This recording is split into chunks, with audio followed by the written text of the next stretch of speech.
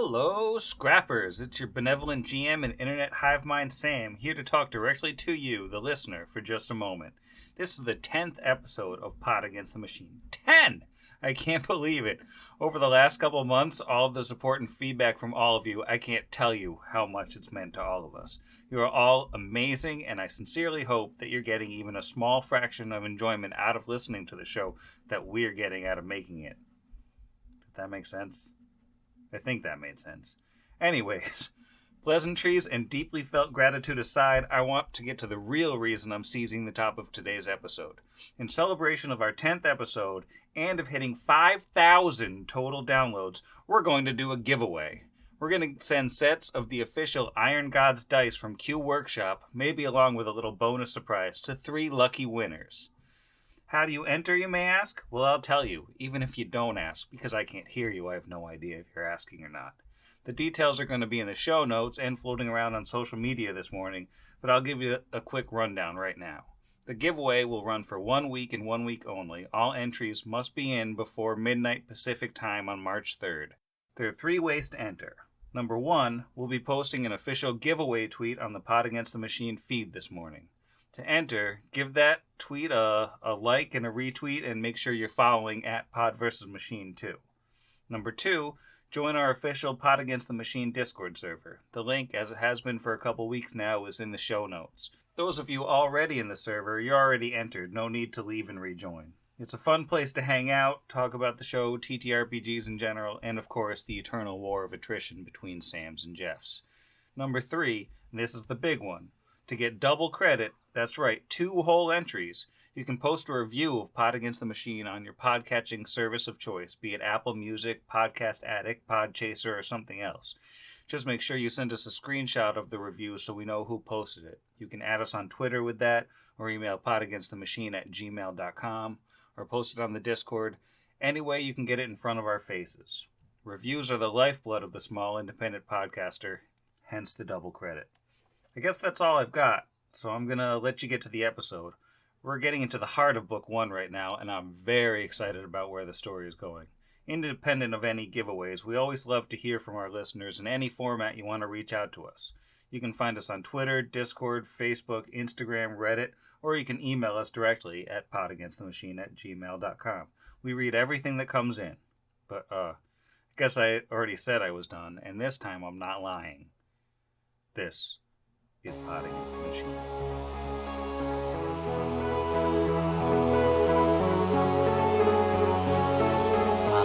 Pod Against the Machine.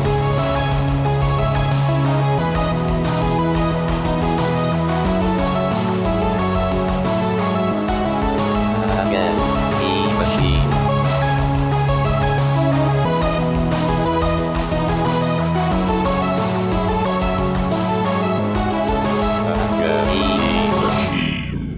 Welcome to Pod Against the Machine, the only actual play podcast where no one knows each other's names. I am your host, my name doesn't matter. And we will kick it to Jerome. Hey, you know what, for this week, since we're doing names, I'm going to go with my first name this week. This is Andrew, and I am playing Vargas, and I'm going to kick it over to Jeff this time. Oh, but I missed my reflex save, and it hits me in the face, and I'm embarrassed. But I am Jeff, and I am playing Asher Heilig, the gunslinger, who is gunful, but his gun is jammed. How about Izzy? Yeah, so that would come in. I assume anytime there's an awkward pause, it's going to be my turn next, as per my life rules. I'm Izzy. I am playing Kira, and you know what? I don't know that I've picked up the ball that I dropped last session, so I think I'm just going to keep kicking it along, and we'll hope for better in, episode 11. That'll be in the next one. Zach, please save me from this torment. Well, God, No. I was going to say, At least you I don't tried. think it can be more awkward than that. But then here we go. Anyway, hi, everybody. I'm Zach. I'm playing Brixby Renttail. So, yeah, how about that? When we last left our heroes, They had explored further in the underground desert environment. Well, first they tried to study some spells and were attacked by more skeletons, one of whom very sneakily snuck off into some caves to the north. The party, after some debate, decided to follow the skeleton into the obvious trap, found some ancient remains of what appeared to be a campsite, some cave paintings, and eventually they found their trap. It was one of those horrible coral rock monster things, along with the escaped skeleton, and it was a pretty rough fight, but the party emerged victorious, and the skeleton is on the ground in a pile of bones, and the rock monster is on the ground in a pile of rock. And the room where the rock monster lived had even more cave paintings, and the largest pile of ancient campsite yet, along with a mural of some sort of burning oblong object and some four-armed Kasatha on the ground kneeling before it. And that is where we are. It just didn't feel right to interject at the previous episode. Would a 21 total knowledge local reveal anything else about this mural? I don't know that you'd get anything new with that, and with that knowledge local, you definitely have heard some of the same things that Vargas has been talking about with the Rain of Stars, and how it's sort of a uniquely Numerian event where stars or bits of sky metal fell from the sky and peppered the ground in various places throughout the region. Awesome. We didn't do a perception of this room, did we, last week? Do not believe you did. Vargas is going to dig through everything and not find anything with a 7. Yeah, with a 7, it looks like more broken pieces of campsite, tribal artwork, jewelry. Looks like all crap. Well, crap is kind of Brixby's thing. It didn't come out exactly right, but canonically it's there. I'm going to roll my perception check now. Starting off this week with an 8 plus an 8 for a 16, unless there is high-tech or mechanical crap, and then it's a 17. The best crap. There is no high-tech or mechanical crap, but amongst the broken bits, Brixby does find a rather well-preserved piece of jewelry, a necklace that has an oversized jewel on it made of amber-trapped insects. Made of amber with insects trapped inside in surprisingly good shape given the shape of everything else around it. Does an 18 find a dinosaur? No dinosaur, no. I'm afraid just the necklace is the only thing. You can have it. So, should I be appraising this thing, or is this more of a, does it look so interesting and unique that perhaps one might want to detect if it possesses arcane qualities? You know what I mean? Well, that would be a judgment call for one to make, would it not be? Well, given that it's Brixby, he's going to go with a skill he knows, and he'd love to appraise this item. Rolling great for something probably useless. That's a 26. Well, with a 26, this looks like it would be a fairly expensive jewel, given that it's a pretty big chunk of amber, but actually looking pretty closely at the bugs inside, they don't look like any insect species you've ever seen. So this looks like something possibly of alien origin, and given the age and the condition of everything around it, you think it might be magical. Vargas can do detect magic on it. Alright, it does appear to be magical. An 8, that is a 22 spellcraft. That is plenty to recognize this rather valuable item and perhaps a low-level adventurer's best friend. This is a Swarm Bane clasp. Ooh. This certainly doesn't bode well to find this here. Vargas sees it, he says, "Let me take a look at that." And he holds it, he kind of concentrates on it, and he hands it back. He goes, "It's something that can be used to drive away swarms. It never seen anything quite like these insects inside it, but the magic that's cast on it, that appears to be what it does." Swarmbane clasp specifically allows the wearer's weapons, natural attacks, unarmed Yeah, I'm attacks. assuming it gives him Bane against swarms, right?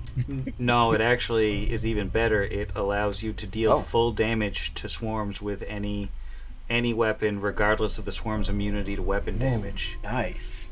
That's even better than I thought it was. I figured you just got extra Bane damage. It also renders you immune to swarms' distraction abilities. I think that Big Stuff might do quite well with this. You know, if others are interested, I'm going to take my name out of the hat. I've got tricks, some things in my pack, but from what I've seen, creatures so small, so fine, they can't be split with an axe or a hammer. Plus, you're usually up front. Would make the most sense. I also hate swarms. I know it doesn't quite go with your color scheme, but perhaps when you return to town you can decorate it more appropriately. The rest of us all have abilities that can at least do partial damage to anything swarm-like we may run into, and he'll hand it over to Kira. And Asher's right. We can get back to town. You can put that on top of a small walking stick. We can get you an all-white outfit. It'll be great. I'm going to open a park. I'm going to get a Jeep. I'm going to abandon my nephew? Grandson, I think. Grandson. Sounds right. Grandson.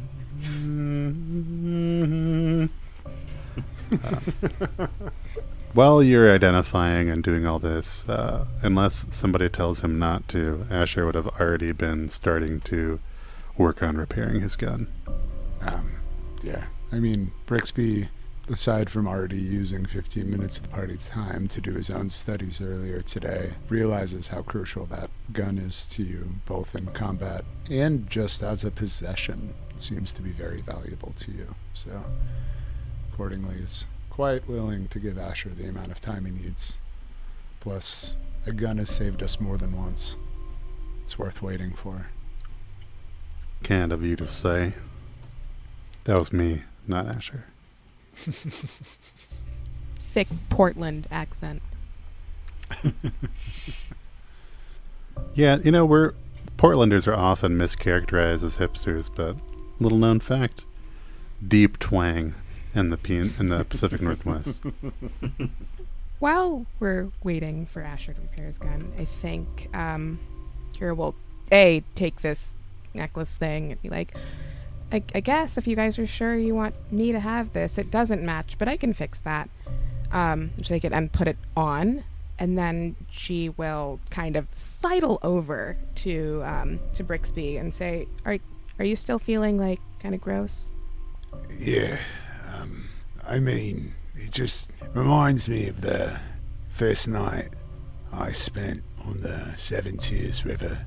I was on a big ship with a bunch of shiny armored crusaders up to the whirlwind, and I drank rum for the first time in my life. I lived that day, and I'm sure this hangover feeling will go away again. But thanks for asking. Got sympathy for your mum. My head. Ugh. It's not just her.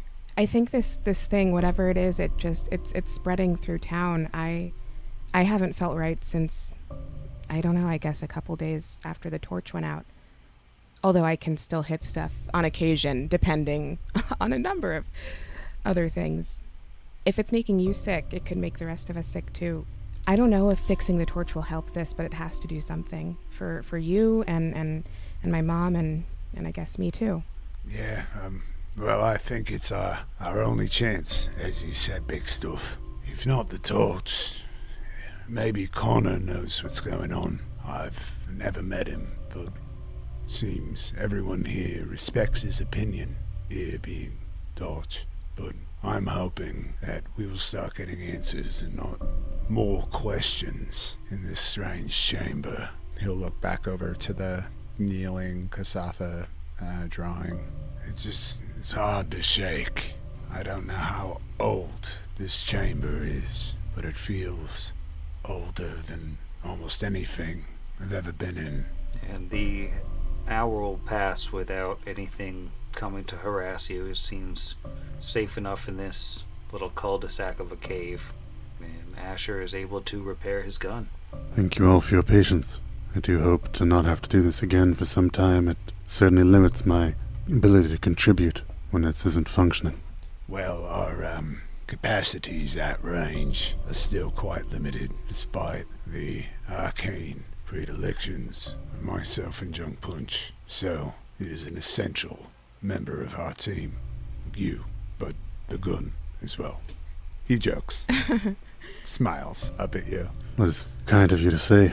However, well, we did not receive any more attacks or threats down here. I don't know if the same could be said to be true for Connor and the rest of those who might be down here still. We should continue perhaps heading towards the trail, resuming our pursuit. How much more time do we have on our water breathing?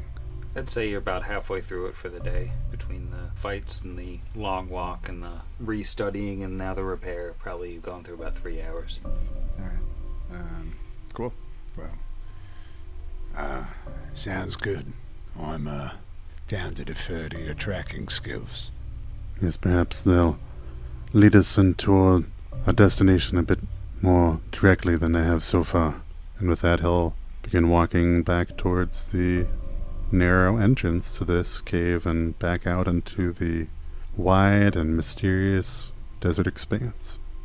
So you retrace your steps out through the caves and through the narrow opening and back out to the larger desert world where you can see in the distance the Kasatha skeletons still laying where you left them in this sheer cliff wall that goes straight up to the ceiling, or at least disappears into the darkness above, curves around towards the south. And as you head south, there's a rocky outcropping that sticks up a good 15-25 feet above the ground, but it looks like it's sort of just a plateau up there. It looks climbable. Could be worth seeing what's up there. Perhaps we'll get a better vantage point. I could take a peek. Brixby will come on over to the rock outcropping and attempt a climb check. That is a 19. The 16 off the die, plus 3. Yeah, with a 19. Die hard dice.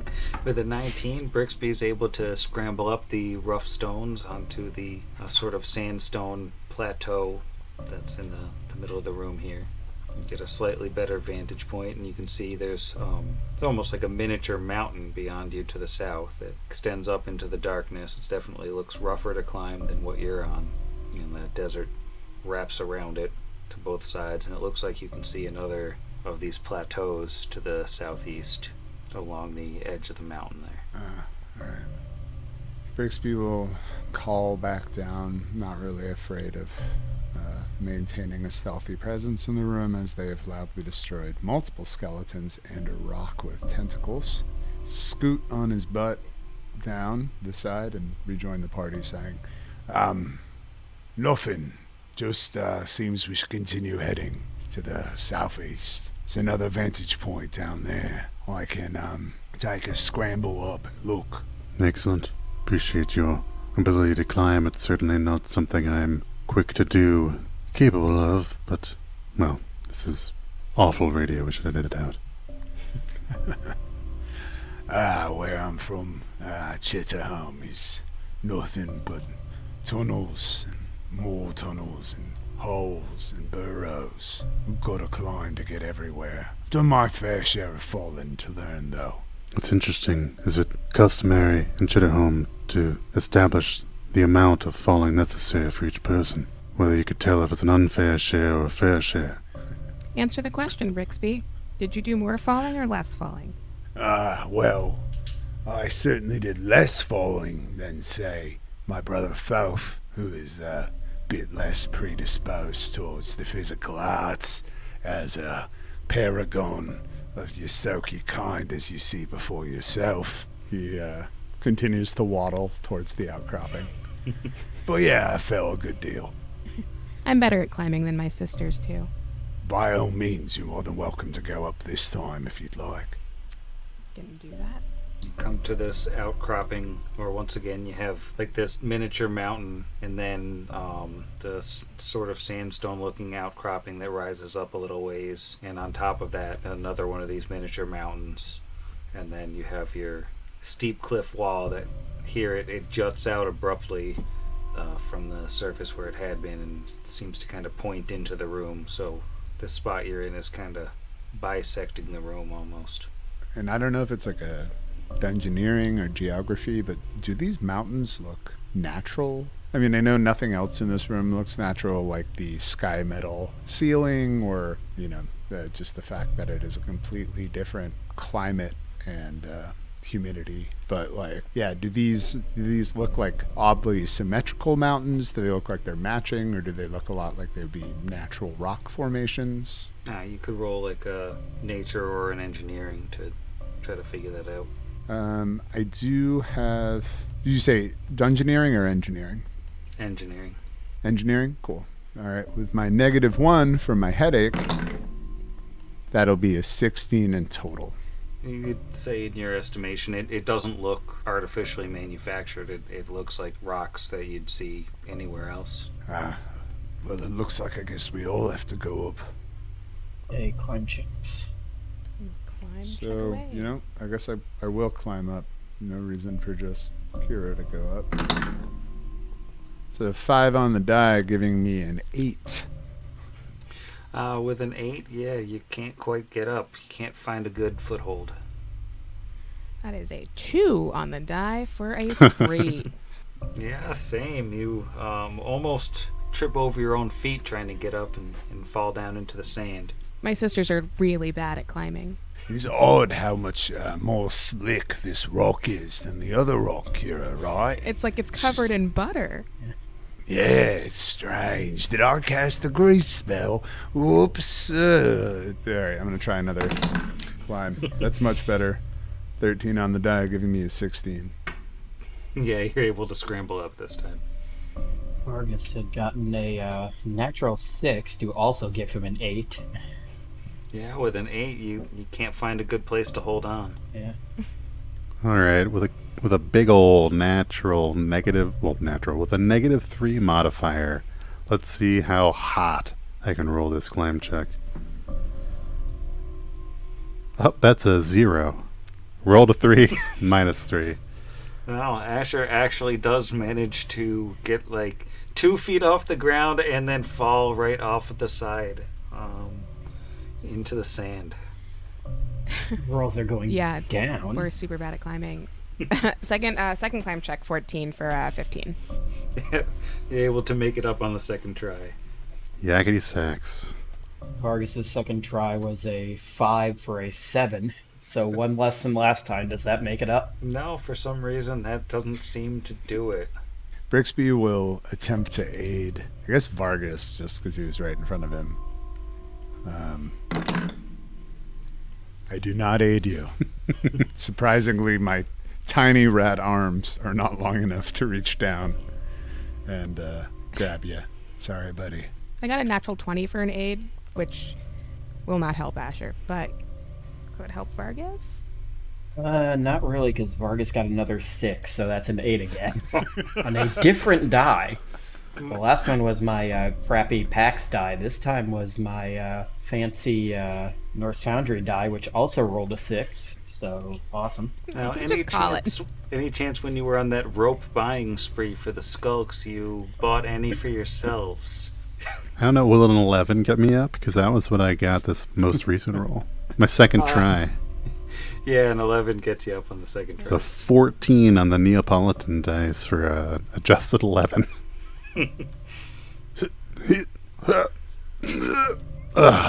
Yes. Does actually, I know it does because an 11 made it up. So a 13, I'm assuming, makes it up. Yep, 13 makes it. So Vargas finally gets up onto the little plateau in the middle of the room. See, I really think moments like this is really fan service for the Pod Against the Machine listener. This is what they come to us that other podcasts would just edit out. But we'll leave in the full 5 minutes of us failing to climb a cliff face. Honesty. This is the glory of low-level play right here. Well, at least we can say we've thoroughly explored the northern part of the room. And now the trail which we saw well over an hour ago, we've returned to confidently. Yeah, you do find on the southern side of this rocky outcropping that you are looking down at a trail. The sort of worn path in the sand that heads, it runs east-west, and looks like once it gets to the eastern side of the room, it turns to the south. We hop on down or slide down. Maybe no one hops. That it took us a while to get up. We should take our time getting down. 13 to climb down. With a 13, you can get down just fine. You can do acrobatics to hop on down on this. I would have dramatically changed that roll to from a -3 to a +6. Well, that's a 1 for a 2.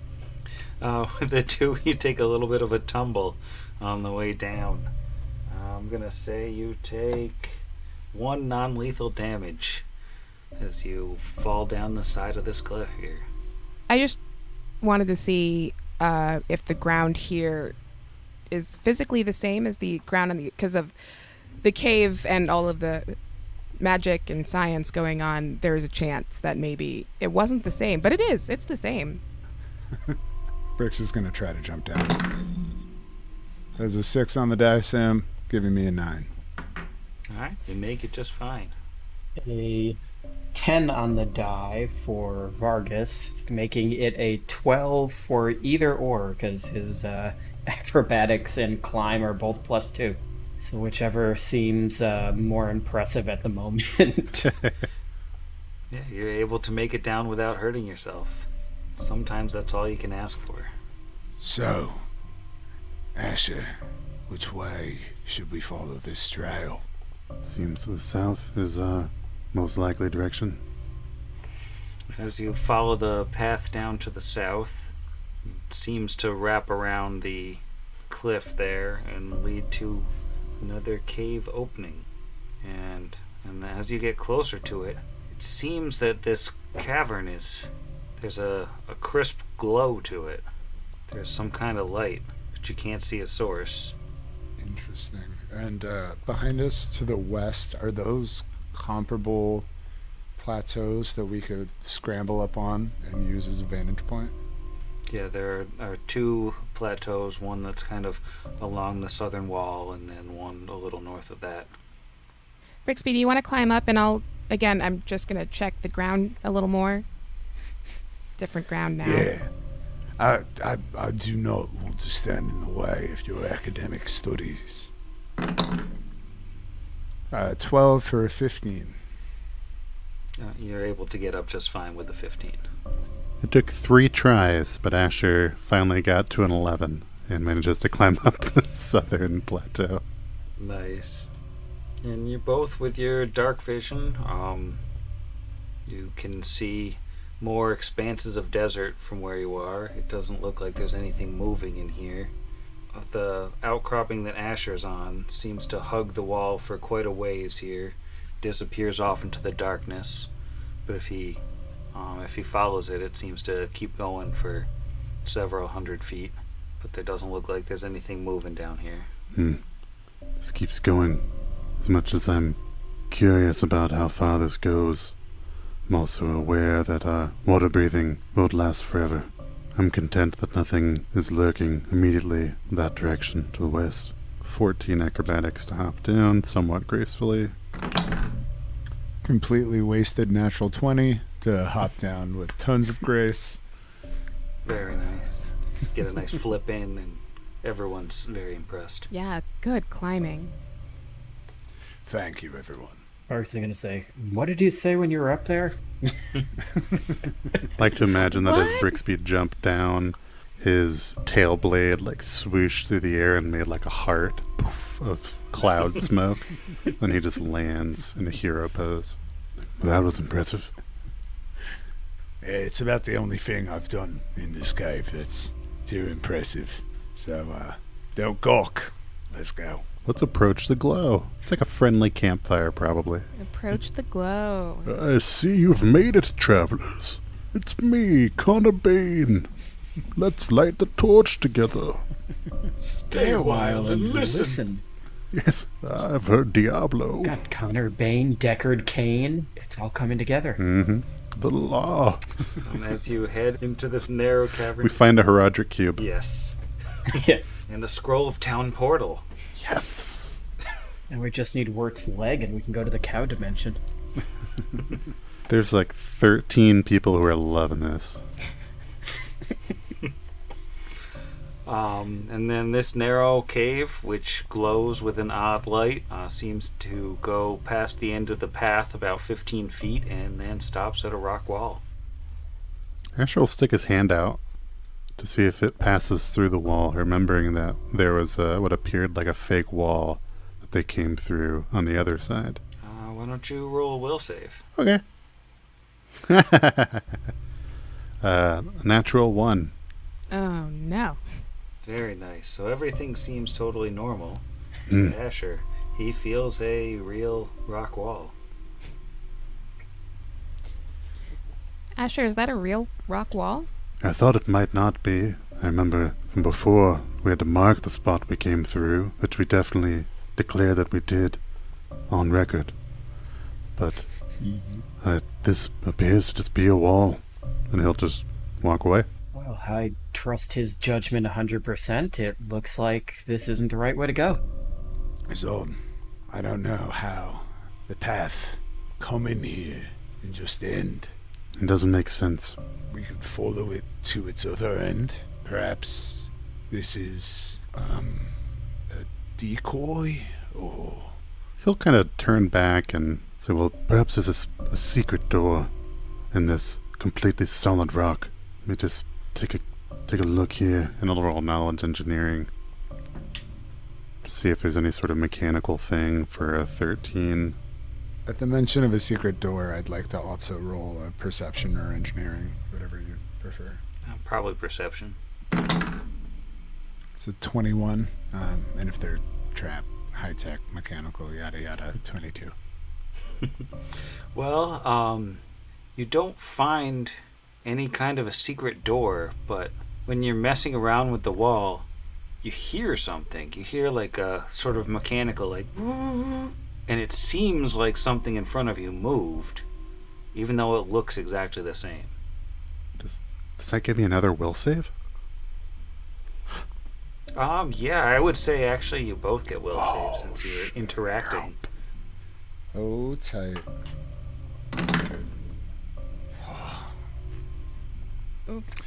That is an 11 for Brixby, unless it's a spell or spell-like ability, and then it's a 13. I'm going to give Portal Dice a chance to redeem itself. You know what you did earlier. Let's try again. No, it does not. That was a natural 4 for a 6. I hear something. Well, luckily for both of you, it actually is a DC 11 will save for Brixby to realize that the rock wall here is a hologram. It's not real.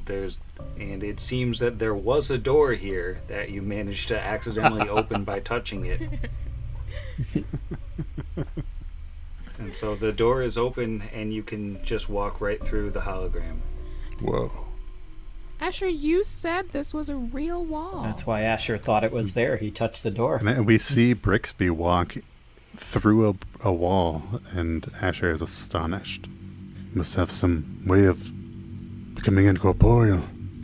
I'm all full of tricks, but not that one. At least not yet. This is some sort of trick. And he pops his head back through, wiggles his hands through, almost stockade style for a moment, and then I'm pretty sure you all can just push through. Asher will grasp his holy symbol and walk bravely into the unknown.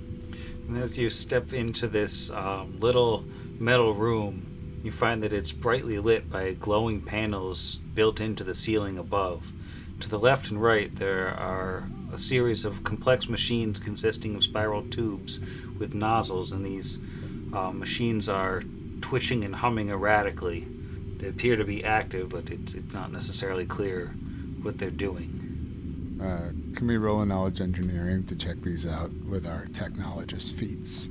Yeah, go for it. This is pretty excellent roll, but I gotta remember to take my -1 off, so that would be a 25, Sam. With a 25, these, whatever they are, when they appear to be, some kind of maybe cleaning devices based on the nozzles or something, but they appear to be broken, and they might be dangerous. This appears to be a machine that cleans or perhaps repairs. Not quite sure. It's a little unclear to me. But they're broken and dangerous. Or could be, just like that robot we found before. Be careful and don't touch anything. So that's pretty much all we got from it. Did we see any sort of, there wasn't any like debug or anything else that was kind of, I guess that'd be more of a craft mechanical, or you can't repair anything. And mechanically, this looks more like a trap, effectively, than anything else. So it'd be the kind of thing where you might be able to disable device, to put it in mechanical terms. Well, that is something I can do. So, if this is a mechanical or high-tech trap, I'm going to add another 1 onto this roll here. You finally get to do it! Wow, that's some real fan service right there. So 12 on the die. This is not affected by my headache, so 8 and 1. So that'll be a 21 in total, Sam. You're welcome, You fans. die. Sadly, the 21 doesn't seem to do it. No. These things are still whirring and humming, and it looks like whatever they're doing, they're going to be doing it soon. There is a door on the opposite end of this room. With a craft mechanical roll, could Asher aid Brixby's attempt?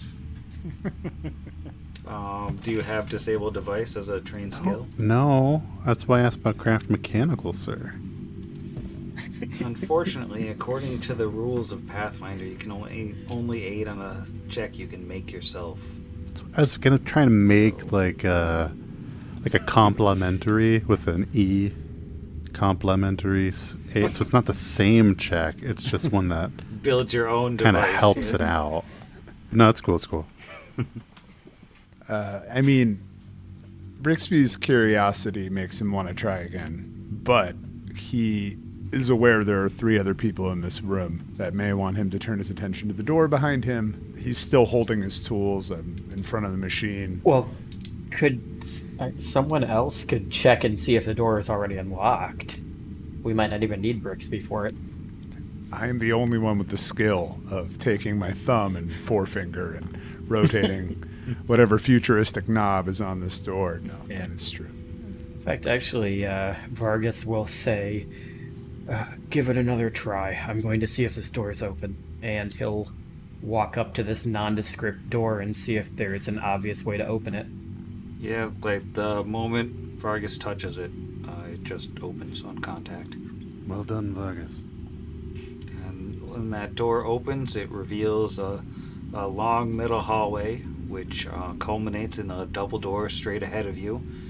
This is all brightly lit by those same glowing panels in the ceiling and the same sky metal flooring and wall panels.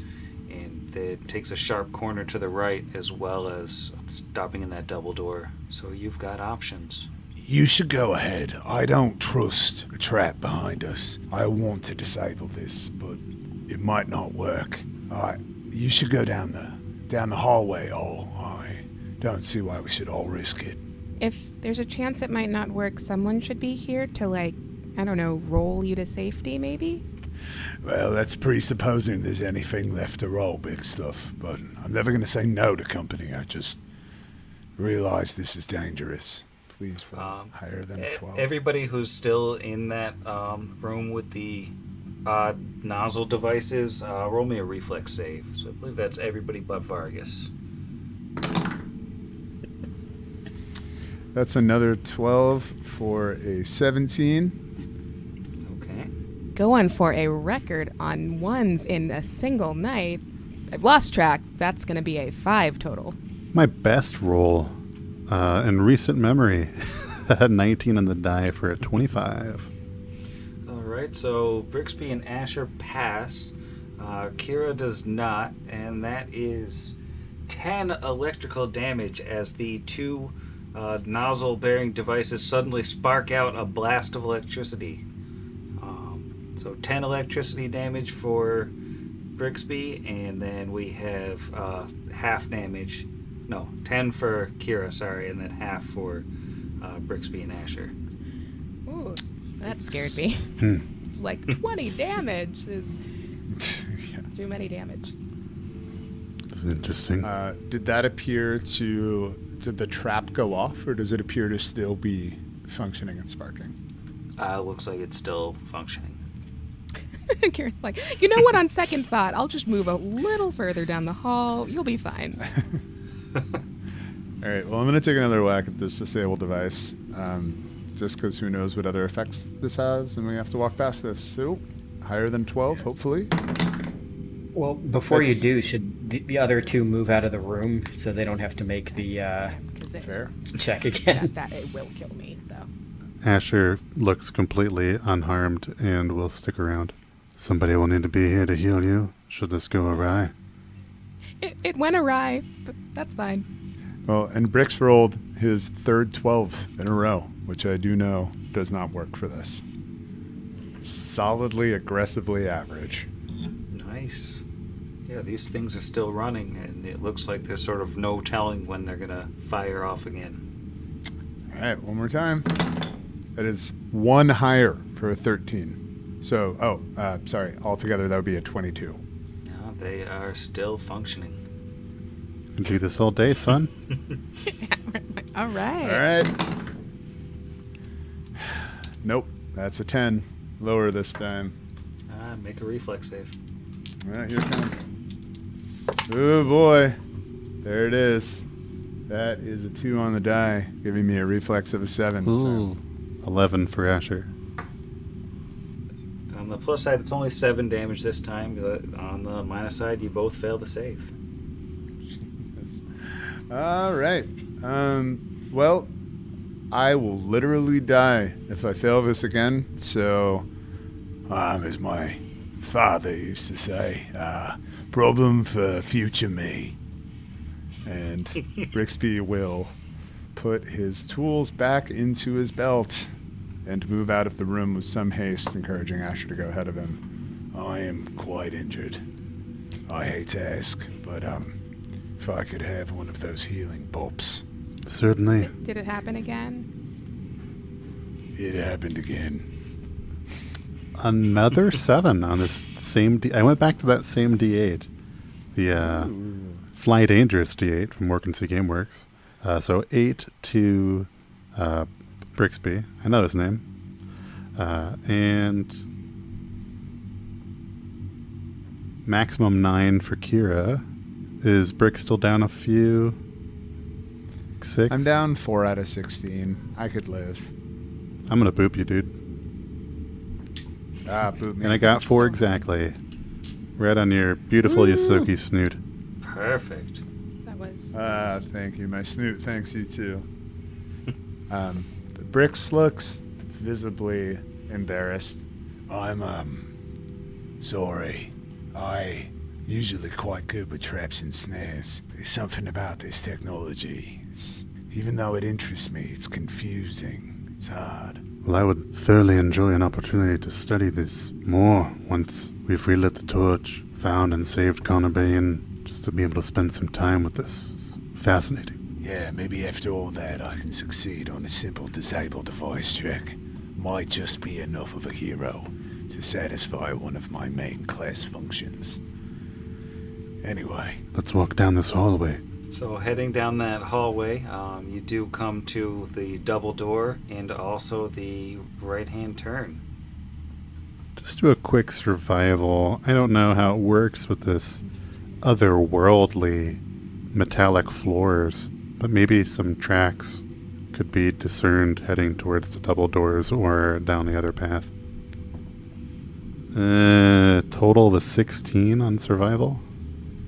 It's hard to tell with the metal flooring. It's not exactly the type that keeps tracks on it for long. I mean, there was some sand tracked into the beginning of the corridor, like somebody's come this way, but the sand only went in a few feet, and after that, there's not really any trail. Can I make a regular perception check for? I probably know additional traps, right? But 21 in case there are.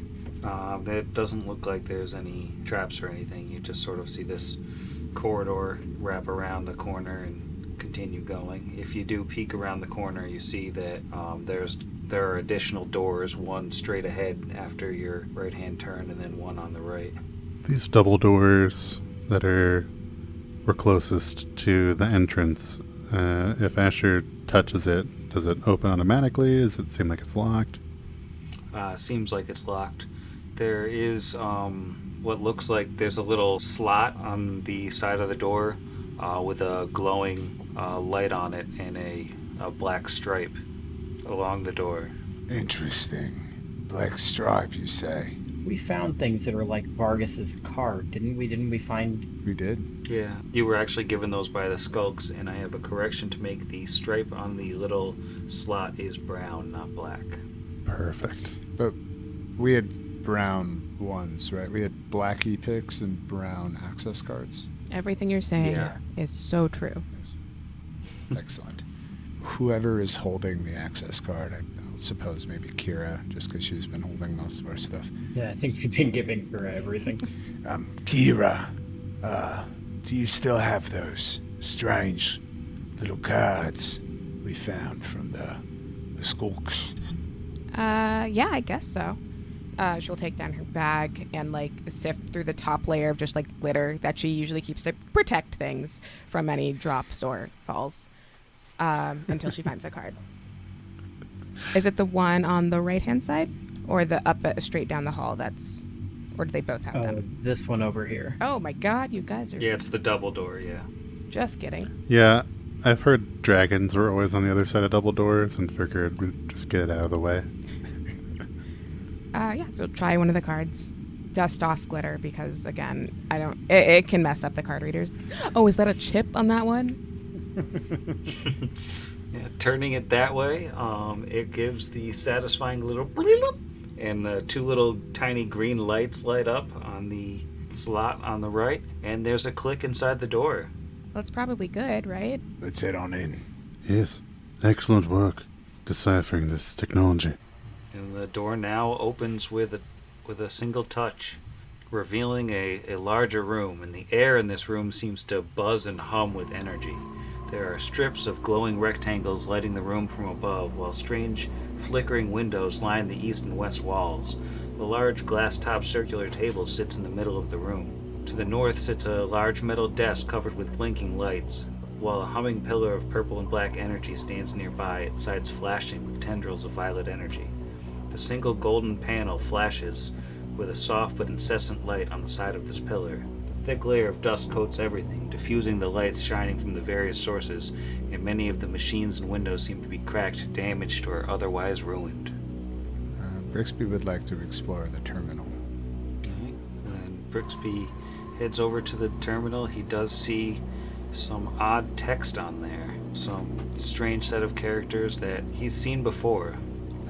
He reaches into his sheaf of paper and pulls out some corresponding notes, lays them down beside the terminal, and attempts to sort of decode the language a bit. The words flashing on the screen appear to say Pisteco Berezarpena in Drawfin, which Brixby would be able to piece together after a bit. This is power reset. Interesting. And does it seem like that prompt is encouraging me to, as in, power reset, yes? Or, that's an alarm or indication? I mean, if it is that clear, obviously. I mean, it seems to basically be this is the power reset. It seems that this terminal serves as a power reset. Not sure if it's for those strange devices in the front room that caused us so much damage. This odd pillar behind us, which Do any of us know anything about this pillar? Or thing of black energy? Knowledge engineering, craft mechanical. What do we need? Probably in engineering. I was gonna say, I doubt I know anything. A bluff? Delicious. 26 knowledge engineering on the table. Very close. With my -1, I have a 24. Looking over the various pieces of equipment in this room, especially the purple and black glowing energy, this appears to be basically some kind of control center where you can manage all sorts of different things, but it also appears that just about everything in it is broken. That said, it's still an amazing engineering find, and there's numbers of panels which you seem to be able to manipulate in tons of different ways. There's Endrophin controls on everything. It looks like they amount to essentially keyboards. And the energy source, the purple or violet energy, looks a lot like the light of the flame that usually comes out of the top of the hill. Dear gods, do we think the torch came from here? Maybe not here in this room, but somewhere in this, wherever we are. that would make sense with how much is malfunctioning down here and how it itself is also broken. All of this inclines me to attempt to reset the power here at this terminal. Does anybody have any objections? You can just turn the town back on with a button, and that's not weird? With everything, like you said, broken, we're not worried that turning whatever makes the torch back on isn't going to just burn us up. Or the town? I can say with full assurance that while I hold some of the technical knowledge here, I don't think any of us, with our combined experience, learning, can say truly what makes the torch work, or the extent of the consequences of meddling with power such as this. I might be inclined to take a risk, and that's why I'm asking. We may want to go further and not touch anything we can't undo. Well, perhaps the three of you should go to a safe distance and I could push this button, see what happens. Considering you're the only one who can put any of our broken bodies back together, I feel you're the least expendable. Why does anyone have to be expendable? If we don't know what it does, maybe we shouldn't touch it. Or not yet. I mean, this whole place has more sky metal than I've ever seen in my entire life. Maybe this is enough to, kind of fix things. And I know, Vargas, you wanted to see the torch, but this is the same color. That's something, right? Also worried there may not be a safe distance if something goes wrong. The torch is powerful enough to melt down sky metal. There isn't anything else that can really do that. If something goes wrong, I'm pretty sure we're dead either way. Was that an argument for? It was basically an argument against leaving Asher in here to press a button on his own. Vargas is thinking, with the amount of power that's behind the torch, if something went wrong, it wouldn't matter if we were down a hallway. It would blow up all of us. Yes. Veto. So you tell Kingsley, give us an hour to get out of town, and then push this button with your tail. I don't even know. I can't leave Kingsley down here. Sam, are there any of the panels on this power source? Do any of them appear to be functioning that Brixby can determine what they do because of Androphin? I mean, it looks like there's any number of things that you could mess with and see what happens, see if they still do anything. But it's hard to say what still works and what doesn't. And we've been down here what? We said 3.5, maybe going on 4 hours now? Yeah, something like that. Yeah, because we were at 3 at the time that we fought the rock monster, so it's probably been another hour since then, looking at all this stuff. I, Izzy, really want to press the button. I don't know if Kira's on board. Brixby really wants to press the button, but he's trying to keep it low-key. I think we have about, a good hour before we have to turn around and hoof it back. We could explore a bit further down this hallway. We could solve the mystery of this room. Or Well, I don't know if we're going to solve the mystery of the room. We can push the button. That's probably a better way to put it. Can we do both? Provided that one doesn't completely eliminate our corporeal bodies, I suppose. We'll do that one second. Should we allocate extra time? Since we do not have horses down here. You mentioned that hoofing it would only take an hour for our return journey. I'm not sure on foot whether we should give ourselves an extra 30 minutes or perhaps an hour. Vargas is going to punch Asher in the face.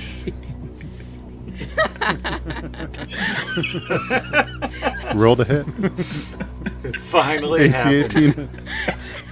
I feel like I'm usually really on top of them. I was like, wait a second. Yeah, that was one actually took me a second.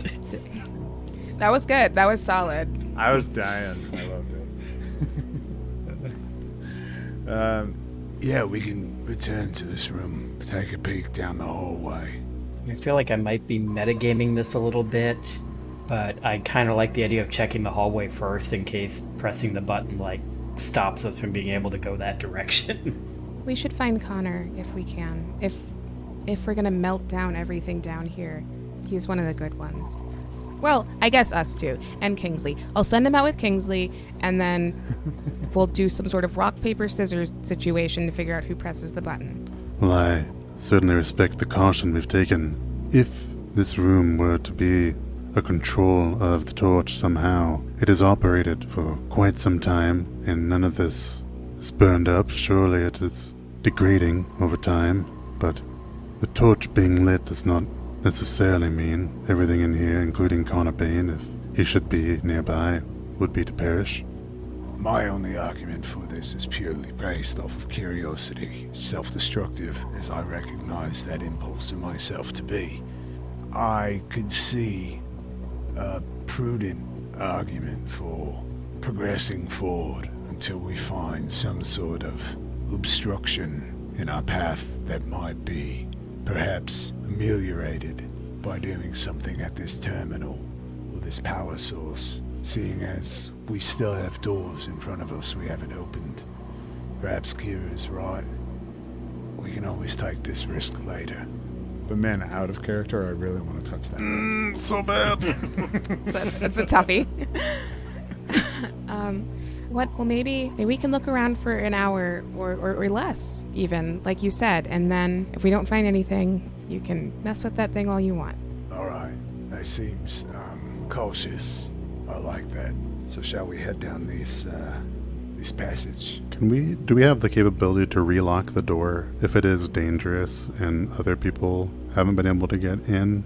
The door did zip shut behind you. It doesn't appear that it was locked from the inside. And when you touch it, it opens again. But after you step out, it'll zip shut again, and it appears to be that the brown strip is back on that card reader. So it looks like it's locked by default. Good. I don't know that I trust this purple-haired woman who would instruct skulks to murder everyone simply crosses their domain. So if there is good, or rather ill, that could come of what is in that room, I for one am grateful that it is now sealed again. This one here, does it look like it's got another one of those readers, or does it just open? You don't see a reader on that door, nor the one to the north. Okay, Vargas then is going to reach out and attempt to just touch it like he did to the door at the end of the hallway to see if it opens. Yeah, this door opens on contact. And he'll look back towards Brixby and he feels like, after you. All right. And these are all fancy pocket doors, of course. This one opens out into a curving metal hallway that goes both off to the north and the south. And it looks like up to the north there is another doorway across the hall. Maze. Asher will stay on this side. Actually, yeah, I'm going to wait for Brixby to roll his thing if he wants to. Well, I mean, I'm already on the other side of the door, yeah, so if there was a trap, there was going to be a trap. So, I mean, I'm here, so I'm down to go either way. I'll do traps in front of us or check whatever else doors. But you determined that there were no traps. You determined it the hard way by walking through the door. The barbarian method. No offense. Blood Rager. Big map. You said we see a door to the north, but the south looks like it just goes along. Like we don't see a door at the end of the south one. Right. It curves, and you can't can't see around the curve. I say we head north. Seems as good as any. All right, so you're heading into the long hallway and up to the north? Mm-hmm. And the door up here has a card reader on it that looks much like the control room card reader, but the strip on this one is black. Find any black ones. Right? We just found 5 browns. Yeah. We did find black e-picks. Black is just the color of e-picks. It's just like the extent of the bonuses they grant, right? It's not coded to specific doors. I mean, they kind of go along the same scale, like the, mechanically speaking, like the different colors are kind of graded, like brown is the lowest, and then black, and then there may be more colors. Yeah, so like a brownie pick can disable technological traps, but it doesn't provide a bonus, and then a black e-pick can disable the same traps, but gives you a +1. Could it also be used to pick a door like this? Yeah, you can use them to pick a lock. So I could try to pick through these doors, unless we want to check to the south before potentially inviting more technological terror into our life. Let's check the south first, and then there's still that northern passage in the previous hallway as well. Yeah. You're heading down to the south. We're just trying to get the map. Come on. Long hallway. Yeah, this map is not a game. As you follow the long and curving metal hallway that is conveniently just over 5 feet in width the whole way, it wraps down around, going for several hundred feet. Eventually, it just stops at middle wall. Roll a perception here to see if there's... Well, first, I guess he's going to stick his hand out and see if it's another one of those weird real fake doors. Yeah, it looks like it's just a metal wall. Okay. So I'm going to roll to see if there's a secret door or anything. Nope, I have no idea. That is a 6 perception. I will call attention to it to the rest of the party, though, and Vargas will point and say, "Can any of you see if there's possibly another type of hidden door or something here? It seems odd that this would just end after such a long path." 19? 21. If it is high-tech, 22. The 19 and 21 or 22 seem to confirm Vargas's suspicions that you are just at the end of a hallway. It's just a dead end. It doesn't look like it collapsed or anything. It just ends in a wall. This is weird. Yeah, I believe it just ends. This hallway is beyond the scope of this adventure. It's just weird. I figured if it would have been nothing, it would have said it was rubble and you couldn't go past. Just the idea that there's a 300-foot long hallway that just ends in a wall just feels like we're missing something. Oh, we don't know. I mean, long dead-end hallways could have cultural significance to the Kasatha. I have no idea. Don't be insensitive. I'm just trying to figure out if this place is... if the Kasatha built this or the Androphums built this. I'm very confused on that point. This is just where they would run laps in the before time. This is where they get the cardio. I'm going to check this last door before going back and giving that other one a lockpick try. Ye. Do we see any stripe on that original double door, Sam? Nope, there's no stripe on this door. It looks like it's one of your standard not locked fellas. Asher will follow what he's seen Vargas do and just reach his hand out and touch the door. As he touches the door, it immediately retreats into its pocket, revealing a large room that houses a large metal table surrounded by odd-looking chairs. To the west, what appears to be a transparent wall looks out over the strange desert valley. 4 pillars support the 15-foot-high ceiling, while dozens of crude images of a pickaxe made of a skull and bones have been painted onto the walls, with some sort of ivory pigment, along with several phrases in an unrecognizable language. Now, there is a 4-armed person sitting at the table who looks a bit more lively than the skeletons did. Yes, he does. And he's sitting at the table, staring at all of you, and he puts one hand down, one of his 4, on the table, and pushes himself up like he's just getting up to address all of you. And I'm going to bed. Don't you do it, Lord! Did it! No. Ugh. Good Night, night, Sam. Sam. Clearly, no one is actually wishing you a good night. It's just a night. Have a night, Sam. Pod against the machine.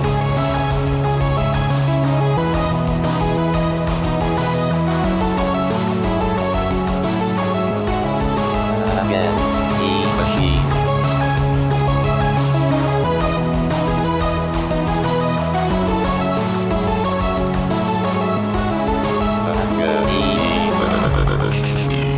Pod Against the Machine is property of its creators, all rights reserved. Pathfinder and the Iron Gods Adventure Path are properties of Paizo Publishing. Please visit them at paizo.com for more information.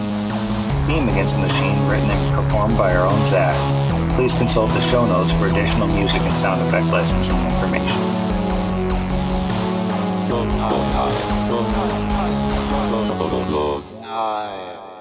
Can you see the cat? He made a cameo.